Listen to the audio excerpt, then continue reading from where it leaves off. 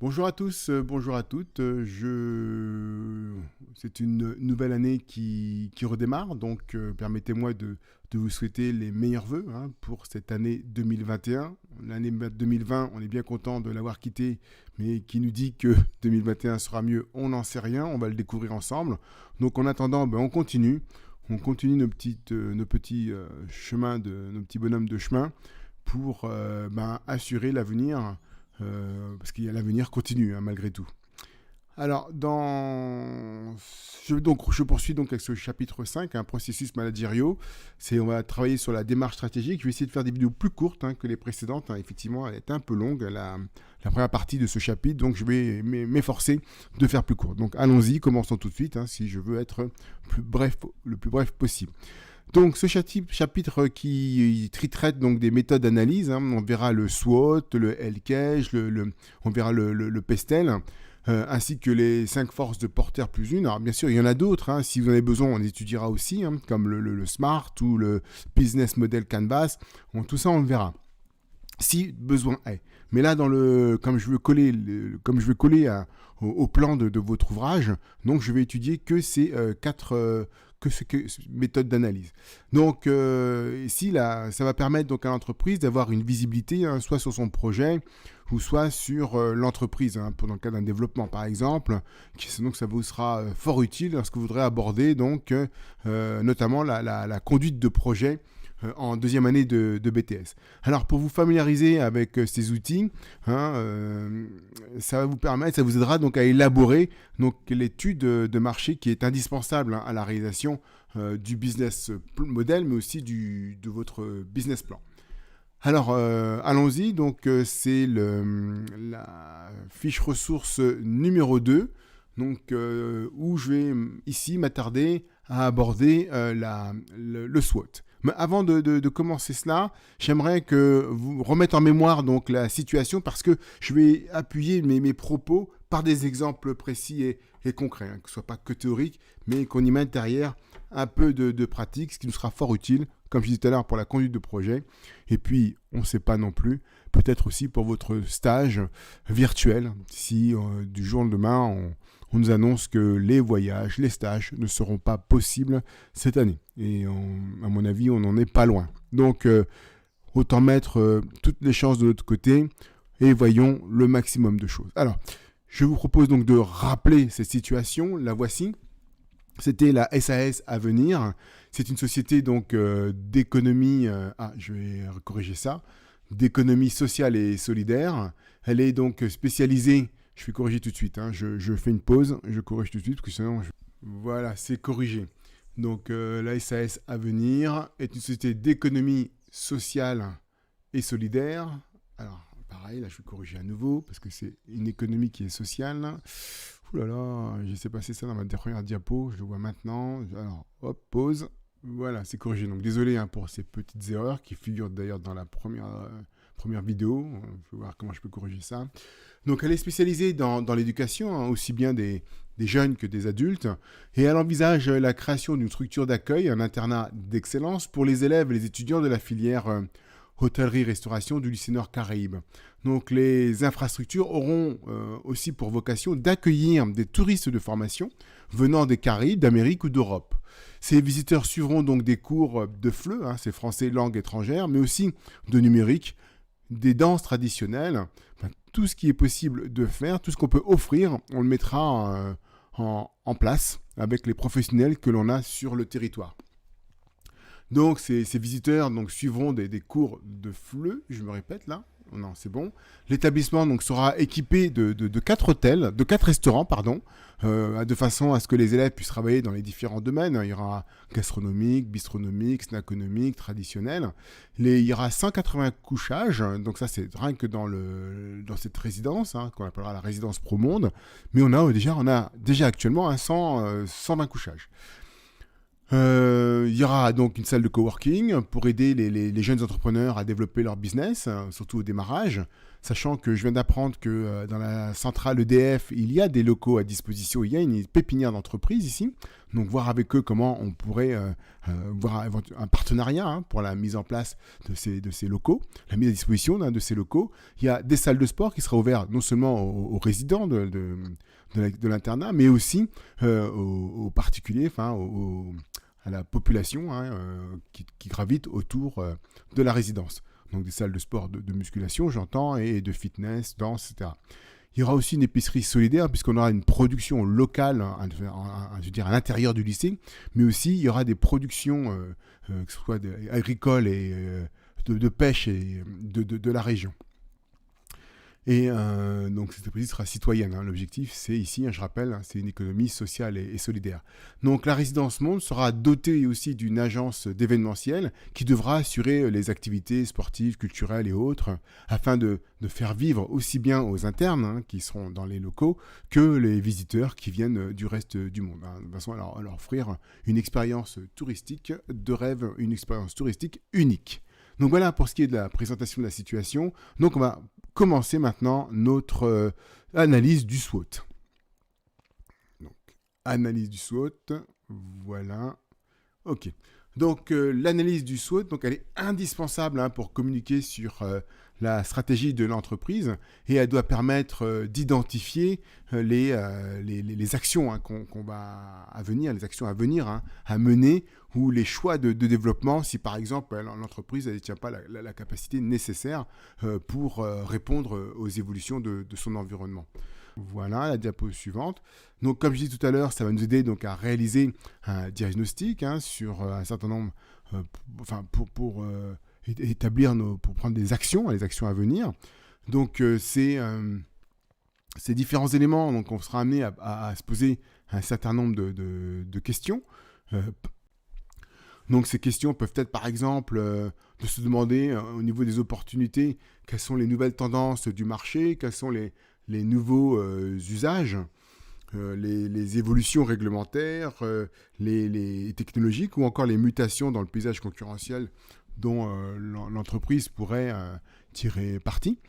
Est-ce que c'est là ? Non, je vais attendre. Je vais pas tout de suite. Là, je vais juste faire la liste des questions que l'on pourrait se poser et après, je donnerai des exemples concrets. Ouais, des exemples concrets. Sinon, ça me fait naviguer d'une diapo à une autre. On donnera des exemples concrets en commençant par les forces. Donc, s'agissant des menaces, les questions qu'on pourrait se poser, c'est là, ici, on va s'attacher au contraire à surveiller les points forts de nos concurrents, mais aussi de voir quels sont les changements majeurs qu'il peut y avoir dans le comportement des consommateurs. Donc, c'est fou. Je ne peux pas me retenir à vouloir donner des exemples, mais je crois que je vais le faire du coup. Pour les comportements des consommateurs, on a vu que ces derniers temps, les consommateurs étaient extrêmement sensibles au comportement de l'entreprise vis-à-vis de l'environnement. Il y a une grande sensibilité à vouloir protéger ceux qui nous entourent pour garder un patrimoine. Ce qu'on utilise sur la Terre, on ne fait qu'on n'est que des emprunteurs. On nous prête. Donc il faut le rendre. Et le rendre à qui ? Aux générations futures. Donc les gens maintenant sont extrêmement sensibles et il faudra en tenir compte dans la stratégie de l'entreprise. La même chose, l'évolution technologique. Maintenant, je ne vois pas comment un hôtel peut survivre si elle n'a pas la connexion Internet. Ça paraît dérisoire, mais et pourtant, ça a pris une ampleur énorme. Il va falloir donc tenir compte aussi de ce paramètre-là. Je ne parle même pas encore du phénomène Covid, le phénomène de crise sanitaire, où il va falloir aussi repenser notre façon notre relation vis-à-vis du consommateur, afin d'éviter de réduire au maximum les contacts. Ensuite, je vais parler des forces. Donc, alors, les questions que pourrait se poser sur les forces. Là, on va mettre l'accent sur les avantages dont l'organisation dispose au regard donc, de toutes les études que l'on aura faites au préalable et des actions que l'on va mener, des résultats qu'on a déjà réalisés si vous êtes une entreprise qui a déjà œuvré. Et on va voir aussi qu'est-ce que l'entreprise sait mieux faire que les autres pour ce qu'on appelle l'avantage concurrentiel, ou mieux encore dans sa promesse de valeur. On va voir que si l'organisation, si elle dispose d'une offre qui permet de véritablement se différencier sur le marché. Donc ça, je vais vous donner des exemples tout à l'heure. Et je continue donc cette fois avec les points faibles. Donc les points faibles, c'est de savoir si on a une taille suffisante, hein, si on a atteint une taille critique par rapport aux concurrents, parce que dans le cas inverse, ça pourrait être un handicap dans une industrie où les effets d'expérience et d'économie d'échelle jouent à plein. Donc là, on voit ça tout de suite. Là, je ne peux pas m'empêcher de vous donner des exemples. Donc je passe à la diapo suivante où on va voir les 4 cases, hein, les forces et les faiblesses dans un premier temps, hein, ce qui est à l'origine, au niveau organisationnel, au niveau interne. Et puis après, je vais voir les opportunités et les menaces. Et là, c'est d'origine externe. Donc là, on se situe au niveau de l'environnement, voire de la de l'environnement en tout cas. Proche ou macro, mais de l'environnement. Micro ou macro, mais de l'environnement. Donc allons-y, commençons donc par les forces.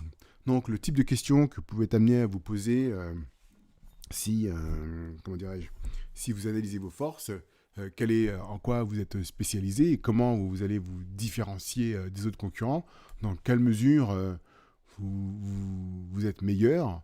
Donc les exemples, hein, c'est la localisation. Hein. Si je reprends la situation ici que je prends comme exemple hein, pour le projet Résidence Pro, effectivement la localisation, on aurait très bien pu l'envisager au bord de la mer, mais sur le plan environnemental, nous ne souhaitons pas le faire au bord de la mer, même si ce serait peut-être l'idéal, mais dans le contexte actuel, je préfère le faire à l'intérieur des terres, loin des terres, loin de la mer, enfin loin, pas trop loin non plus.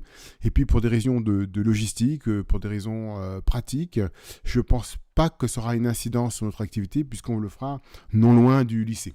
Hein, la résidence Monde sera à proximité du lycée pour permettre aux internes d'aller et venir. On est d'abord à un but éducatif, effectivement, on va se tourner vers le tourisme, mais notre objet principal d'origine, c'est l'éducation. Donc qu'on soit près de la mer, c'est pas au niveau de l'éducation en tout cas, c'est pas primordial. Et puis rien ne nous empêche d'y aller, de mettre en place une logistique pour pouvoir y aller. Alors comment donc le petit déjeuner, bon, pareil, on a l'avantage, c'est que ce sont les élèves qui mettront en pratique leur expérience, qui mettront en pratique leurs connaissances pour substanter nos visiteurs et nos internes. L'accueil, pareil, ainsi que pour le service. Alors en quoi on est spécialisé donc, dans l'éducation. Donc on est vraiment sur un secteur où on en forme finalement de situation de concurrence monopolistique, puisque aussi bien les internes, ce sont nos internes, c'est le mieux pour eux de rester sur site. Donc là, la concurrence n'est certainement pas possible, ne serait-ce qu'au niveau pratique et puis au niveau même financier pour les élèves. Et pour nos visiteurs, c'est la même chose. C'est la même chose, ils viennent pourquoi ? Ils viennent pour suivre une formation. Et la formation sera sur site.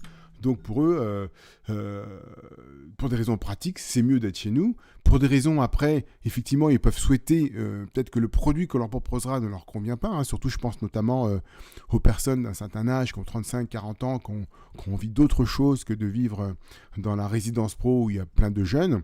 On pourra très bien comprendre. Et d'ailleurs, on mettra en place un service qui permettra de proposer, par exemple, des villas autour de la résidence. On passera un partenariat type Airbnb pour mettre à disposition des villas, voire même accompagné du service hôtelier.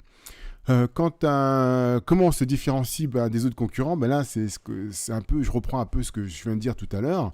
Le fait qu'on ait une clientèle captive fait que ça nous distingue des concurrents d'une part. C'est-à-dire que ça c'est l'avantage, c'est qu'on ne touche pas au tourisme d'affaires et au tourisme et loisirs existants. Donc on ne vient pas pénaliser nos concurrents puisque c'est une clientèle que l'on crée de toutes pièces. On se trouve dans une niche qui est la formation. D'accord, dans cette niche de formation, donc c'est une clientèle qu'on fera venir. On va aller chercher nos clients. On ne prendra pas les clients déjà sur place. On prendra des clients qui souhaitent suivre des formations.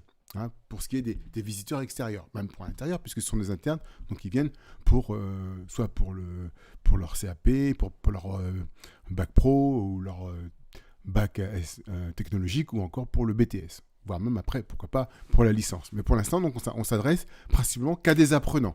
Donc on est vraiment sur un marché captif. Donc c'est ce qui nous distingue. Donc ce qui nous distingue, c'est qu'on aura une offre faite par les élèves, une offre assez large, et on mettra en place des activités par le biais de l'agence événementielle. C'est quelque chose qui ne se fait nulle part ailleurs à la Martinique. Ça ne veut pas dire que c'est pas parce que quelque chose ne se fait pas que c'est un avantage. D'accord, peut-être ça ne se fait pas parce que le marché n'existe pas, le marché n'est pas là. Effectivement, si on regarde au niveau local, le marché n'y est pas. Il va falloir le chercher, ce marché. On verra tout à l'heure comment. Donc, il faut être conscient de ça. Alors, dans quelle mesure on est les meilleurs? Notre profession, c'est la formation. Et on a une spécialisation ici au sein du lycée Nord-Caraïbes, c'est qu'on a aussi une expérience internationale. C'est-à-dire qu'on maîtrise le marché des activités comme Erasmus. Voilà.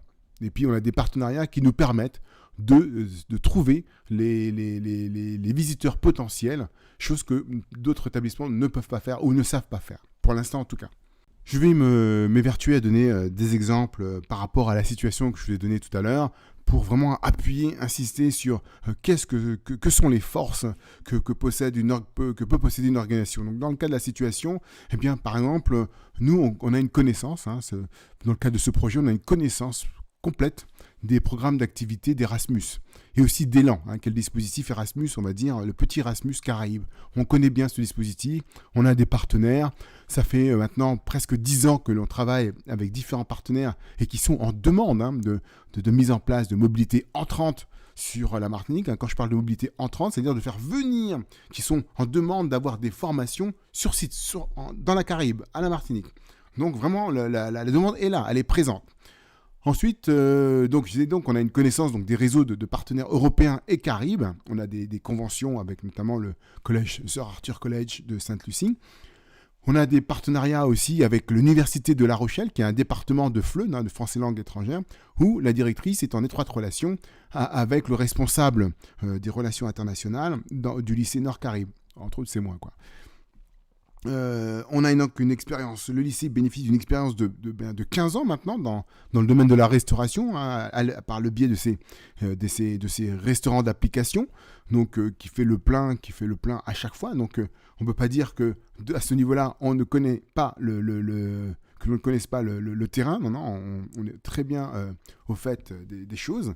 Et on a une équipe d'experts en hôtellerie-restauration. Je pense à toute l'équipe enseignante, toute l'équipe pédagogique du lycée qui sont des professionnels dans le domaine, qui maîtrisent bien. Et on a aussi une équipe d'experts dans le domaine du management et du marketing. Donc vraiment, on arrive vraiment en force avec nos forces sur ce marché. Ce qui ne veut pas dire que l'on n'ait pas de points faibles. Donc bien attention. Oui, on a des forces, mais on a aussi nos points faibles. Alors, on va passer à nos points faibles maintenant. Alors passons aux points faibles. Alors les points faibles sont très importants et très difficiles de déterminer ces points faibles quand on est dans un autodiagnostic de soi-même, de son projet. Surtout quand c'est son projet, on voit très difficilement les points faibles et pourtant il va falloir y attacher une importance parce qu'il faut être conscient de ces points faibles pour pouvoir les corriger, pour pouvoir mener des actions qui vont chercher à réduire ces points faibles. Alors dans le cadre de la situation, le point faible, il y en a plusieurs. Notamment, c'est qu'on va rentrer dans un domaine, dans le secteur de l'industrie hôtelière avec donc une structure complètement nouvelle avec des jeunes qui n'ont aucune formation ou pratiquement aucune formation, si ce n'est qu'à part les stages et les tâches d'extra qu'ils réalisent le week-end ou en soir. Donc, c'est un peu notre objectif. Notre objectif n'est pas d'arriver avec une équipe expérimentée. On est là pour apprendre, on est là pour former nos jeunes. Donc, on va les former tant bien que mal, mais ça peut être vu comme un point faible. Après, ça dépend de ce que l'on recherche. Nous, on n'est pas là pour rechercher de la performance. On est là pour former nos jeunes. Donc, c'est peut-être pas véritablement un point faible, mais c'est un constat. L'autre point faible que je pourrais noter, c'est que c'est le lycée dans lequel le lycée Nord-Caraïbes est un lycée extrêmement actif, extrêmement dynamique, mais on a un gros défaut, c'est qu'on n'est pas capable de produire, de transmettre ce que l'on a réalisé. C'est-à-dire qu'on n'a pas véritablement un bureau de communication où on pourrait avoir des informations sur ce qui se fait, sur ce qui a été fait. On n'a pas vraiment cette culture de la communication. Et ça, c'est un gros défaut. Donc là, il va falloir le travailler, voire envisager la création d'un poste de community manager qui pourra prendre en charge cet aspect de l'entreprise. Alors voyons maintenant, en ayant vu les forces et les faiblesses, donc on a travaillé l'aspect organisationnel du projet. Maintenant, on va voir l'environnement. Et donc, je vais commencer pour ça par les opportunités. Alors, les opportunités, attendez, hop, voilà. Les opportunités, donc les questions qu'on va être amené à se poser, c'est quelles sont les... Oh, il y a encore une faute. Oui, attendez, je vais corriger ça tout de suite. Voilà, la faute est corrigée. Donc, alors, quelles sont les opportunités qui s'offrent à vous? Que pouvez-vous transformer en opportunités? Voilà, alors voyons des exemples. Dans une région qui devient attractive, eh bien, il va falloir, faire en sorte de profiter de cette opportunité d'une région qui devient attractive. Là, en ce moment, par exemple, sur la période de Noël, on a vu que la Martinique était considérée comme un havre de paix dans ce monde Covid. Et donc, les gens ont besoin de liberté, de ne plus avoir à porter ce masque, de ne plus être interdit pour d'aller dans les cinémas, aux restaurants et aux hôtels, etc. Donc de participer à avoir une vie normale. Et donc on a été surpris par le nombre de touristes qui sont venus ces vacances de Noël. Et donc c'est une opportunité, c'est quelque chose qu'il nous faudra entretenir et surfer dessus, même si ça paraît conjoncturel, mais on pourrait en faire une tendance de fond si l'accueil a été réussi. Et je pense que l'accueil a été réussi, vu, par exemple, hier, tous les restaurants étaient saturés. Même les bars se transformaient en restaurants, ils étaient saturés aussi. Voilà. Donc, on bénéficie de ce type d'avantage. Les talents culinaires, on en a. On a des culinaires. On a le chef Ravin. On a beaucoup de gens qui, dans le domaine, sont des pointures et des références. On a des personnes on peut inviter des personnes qui ont une certaine notoriété dans l'établissement pour pouvoir booster, pour pouvoir faire le buzz dans l'hôtel. Alors, pour l'exemple lié à la situation, on sait par exemple qu'en ce moment, il y a une forte demande internationale du tourisme. On l'a vu, mais pour notre secteur, pour notre niche linguistique et de formation. J'ai pu le constater lors des différentes manifestations organisées par Erasmus, par les programmes Erasmus. Et j'ai pu rencontrer donc des partenaires qui souhaitent réellement venir chez nous suivre des formations. Il suffira donc de leur proposer soit des formations d'études, soit des formations courtes, ou soit des stages. Et ça, il y en a énormément. On n'a pas pu le faire jusqu'à présent. Pourquoi? Mais parce que faute de structures d'accueil. On n'a pas les structures d'accueil pour accueillir ces gens-là.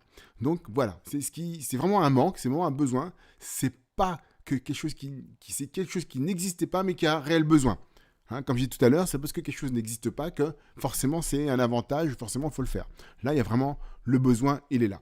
Deuxième opportunité, c'est que le budget européen destiné à la formation a quasiment triplé, c'est bien ça,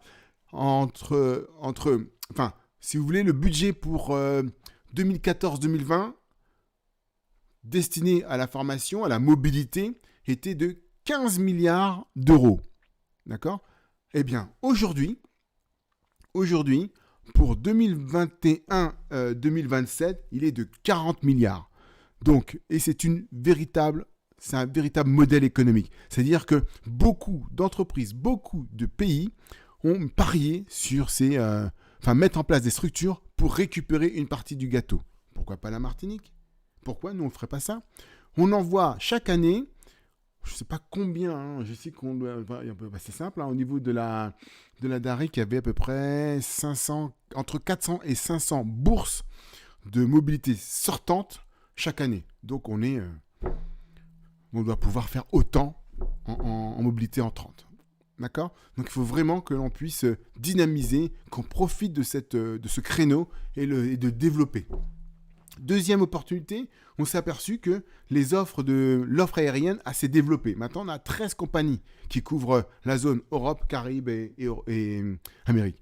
Alors bien sûr, vous allez me dire, mais avec la crise de 2020, est-ce que c'est toujours d'actualité?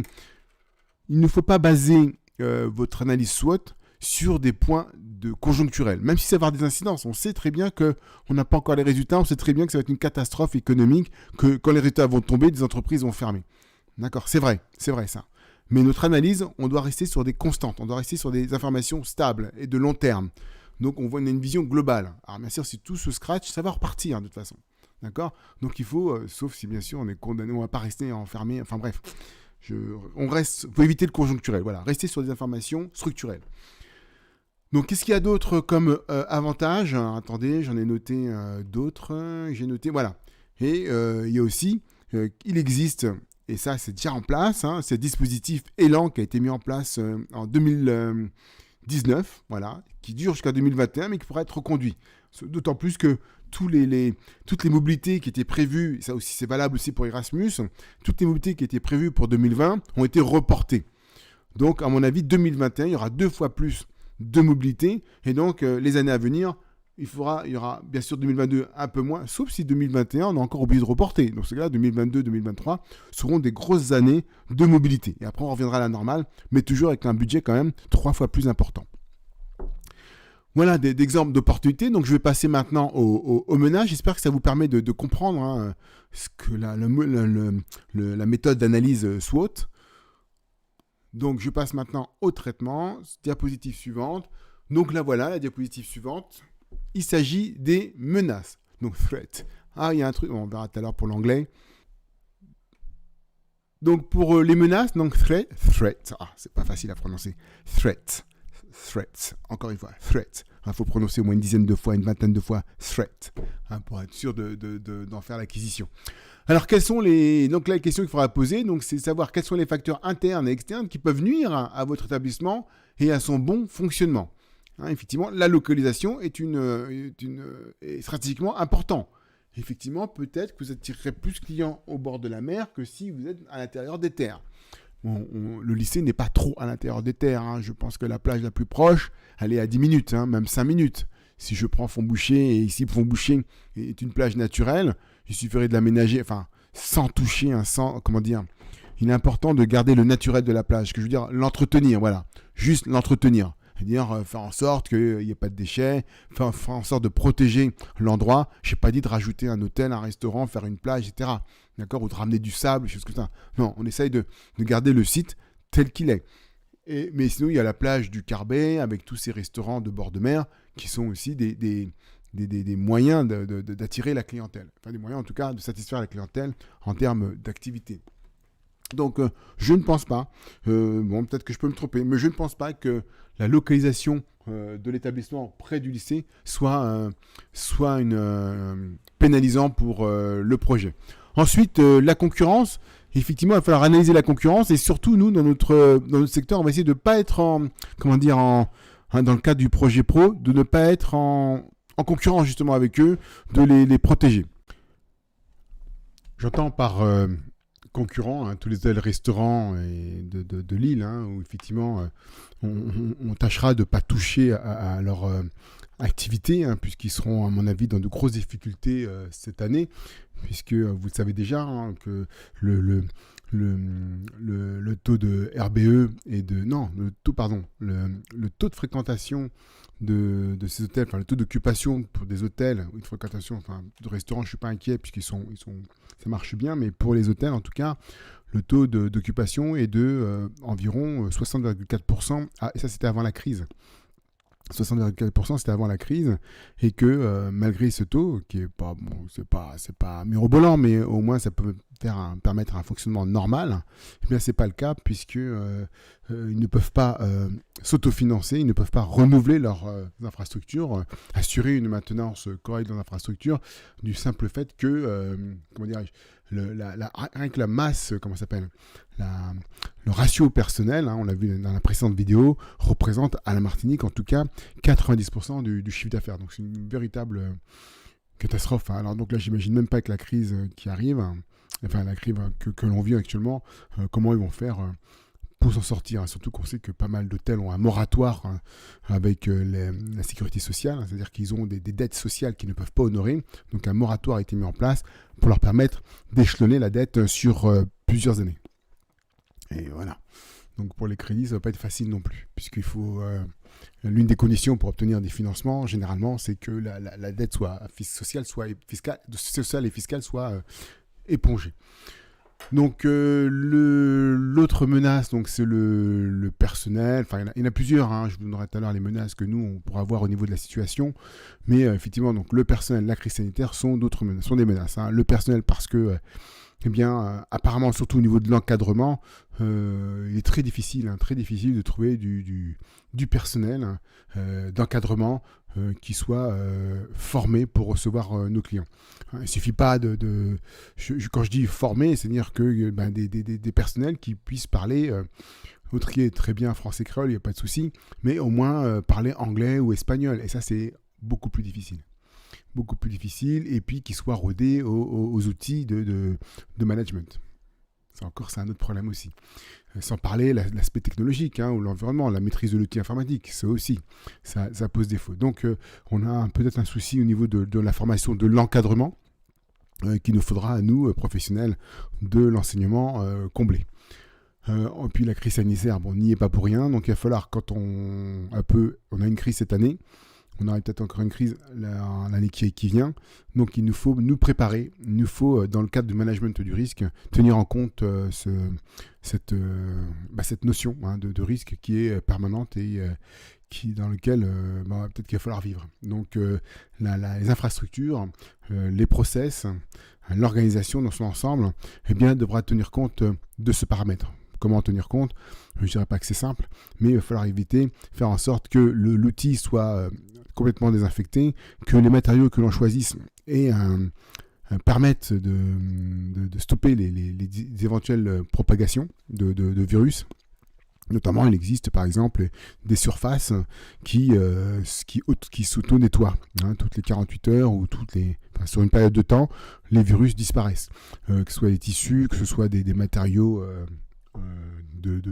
qui recouvrent les meubles, c'est pareil. Où il y a des robots, par exemple, qui peuvent passer la nuit pour nettoyer les salles comment ça s'appelle c'est en envoyant des UVC. Voilà, les UVC qui permettent de tuer tous les virus environnants. Donc voilà, il faudra mettre en place un certain nombre de choses. Il faut prendre un certain nombre d'actions qui vont nous permettre d'assurer la sécurité des clients et par là même permettre une confiance dans ce que l'on propose, dans le service que l'on propose. Donc je vais maintenant m'appuyer sur des exemples que j'ai notés concernant les points faibles. Alors, des exemples concernant les points faibles. Hop, voilà. Oui, effectivement, il y a des concurrents qui sont là, qui existent déjà. Quand je parle des concurrents, je cible pas vraiment les concurrents de l'autorisation, mais de notre niche. C'est-à-dire que je parle ici de la formation, des stages. Effectivement, il y a des entreprises locales qui font du placement de personnes en stage. Il y a des entreprises locales qui donnent des cours de FLE. Et certainement, il y a des entreprises qui donnent des cours, des formations, que ce soit sur le numérique ou sur les danses. Mais est-ce que pour autant, il n'y a pas de place pour qu'on puisse aussi se présenter sur le marché? C'est à voir. C'est parce qu'il existe des concurrents que ces concurrents sont un problème pour nous. Au contraire, on pourrait très bien travailler en partenariat avec eux, voire même leur offrir nos structures pour permettre la réalisation de leur formation, donc sous forme de partenariat. Si je prends la société France Langue, donc elle fait effectivement donne des cours de français, donc de FLE, mais à une échelle tellement petite que et elle ne travaille pas sur le même marché que nous. Donc effectivement, elle est avec Pôle emploi et forme les salariés allophones des entreprises martiniquaises. Donc c'est pas vraiment le même créneau. Donc il y a aussi l'université qui fait venir chaque année au moins 200 étudiants Erasmusiens. Ils viennent pour des formations d'études. Donc ils travaillent sur le même marché que nous, mais on n'est pas sur le même segment de marché. Donc voilà. Et puis l'autre menace qu'on pourrait avoir, donc, parce qu'il faut quand même les prendre tous en compte, c'est que des hôtels s'approprient le concept. Pourquoi pas, on peut très bien imaginer un hôtel qui a compris que le business model hôtel seul ne fonctionne pas et qu'il lui faut associer à cela une autre activité. Elle pourrait très bien reprendre le concept, et c'est-à-dire initier une école de langue ou de ce qu'on veut dans le sein de son établissement. C'est tout à fait envisageable. D'ailleurs, c'est avec plaisir qu'on les aidera. Parce que c'est notre intérêt de développer les hôtels de la Martinique. Donc ce sera un plaisir pour nous. Voilà, pour ce qui est des menaces, donc je vais passer à la diapositive suivante. Et il s'agit donc de faire une synthèse donc de l'ensemble de ce qu'on a vu à travers donc les 4 cases du modèle SWOT, en travaillant peut-être un petit peu l'anglais. Donc on a vu la première case qui est les forces. Donc alors là, comment on prononce le mot en anglais? Là j'ai regardé à plusieurs reprises, essayé de m'entraîner et c'est pas évident. Le strength. Oui, il y a le strength. Il faut qu'on entende le G, le strength, et pour entendre par le strength. Strength. Donc entraînez-vous, strength. Et c'est pas évident. Il faut vraiment qu'on entende le G, le strength, le G, strength. Voilà. Donc pour les forces, donc weaknesses, donc faiblesse, weaknesses, il y en a plusieurs, weaknesses. Et sinon c'est weakness. Les opportunités, opportunities. On n'oublie pas le s à la fin, opportunities. Et puis les menaces. Alors, j'ai eu beaucoup de mal. Threats. On va demander à la prof d'anglais de nous aider.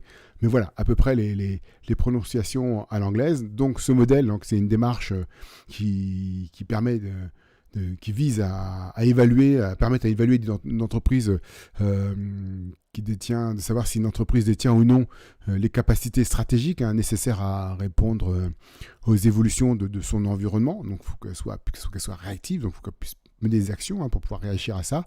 Et donc ça lui permet donc à partir de ça, de cette démarche, de pouvoir identifier les actions qu'elle pourrait mener.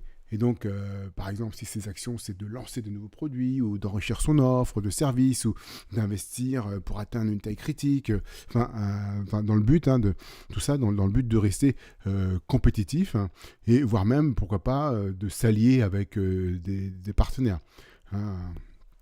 Si on voit qu'il y a une menace, on peut aussi décider tout simplement d'interrompre la commercialisation d'un service ou encore de développer on va chercher à développer son réseau pour renforcer sa présence sur le territoire, en faisant des partenariats avec des pays de la Caraïbe, des pays d'Amérique latine ou du Nord, et aussi de l'Europe. Donc développer des partenariats, bien s'entendre avec la DARIC, développer avec la DARIC, développer avec les instances locales, afin de renforcer notre position dans cette vision de la formation. Donc en fait, l'analyse SWOT, donc elle est surtout utile pour communiquer sur une vision d'ensemble, bien sûr, bien plus que sur de réels instruments d'analyse, mais c'est pour l'objectif, c'est de rendre cette démarche analytique véritablement pertinente. Elle doit être complète, enrichie, si on veut qu'elle soit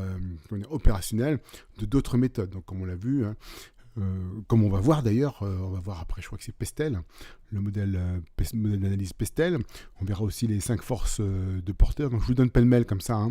La méthode SMART, je ne crois pas qu'elle soit dans votre ouvrage, mais ça fera plaisir de vous en parler aussi. Le Business Model Canvas, que je trouve très intéressant, il n'est pas non plus dans votre ouvrage. Donc je ne manquerai pas quand même d'en parler, parce que je trouve que c'est intéressant. De toute façon, s'il n'est pas dans l'ouvrage, on en aura forcément besoin pour la conduite de projet. Il y a aussi l'analyse de la chaîne de valeur. Je sais pas, je prends un exemple tout bête, les voitures, les véhicules qu'on utilise. On se demande pourquoi il y a du chauffage à l'intérieur, pourquoi il y a des sièges chauffants, pourquoi les amortisseurs sont pas rehaussés. Enfin, il y a des tas de produits à l'intérieur de ces véhicules qu'on aurait pu supprimer et améliorer donc la valeur du bien. Donc voilà, c'est l'analyse de la chaîne de valeur. C'est prendre un produit et regarder ce qui nous intéresse, ce qui ne nous intéresse pas. Donc, et puis s'occuper que ce qui peut nous intéresser dans un concept Pareto, c'est-à-dire qu'avec 20%, on puisse satisfaire 80% de notre clientèle. Donc il y a d'autres modèles, donc c'est ça. Et donc tout ça, ça va nous permettre d'analyser non seulement la filière hôtellerie et restauration, ou en tout cas l'écosystème dans lequel la filière évolue, et aussi bien évolue aussi l'entreprise. Et on va analyser donc les ressources que l'on a à nos dispositions. On va regarder les techniques de benchmarking, par exemple. Et puis voilà, donc tous ces outils vont nous permettre de pouvoir élaborer notre étude de marché, mais aussi de définir les actions, de faire des choix dans les actions à mener pour corriger tel ou tel point. Donc l'important dans ce modèle, eh bien, c'est de savoir parler, savoir communiquer en dans un contexte SWOT. Hein, de savoir voir quelles sont nos forces, quelles sont nos faiblesses, quelles sont les opportunités et quelles sont les menaces. Voilà, j'en ai terminé avec cette vidéo sur la présentation du SWOT. J'espère qu'elle va vous aider.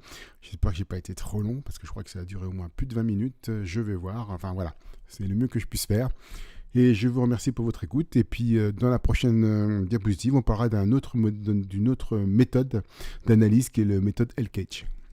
Merci, au revoir.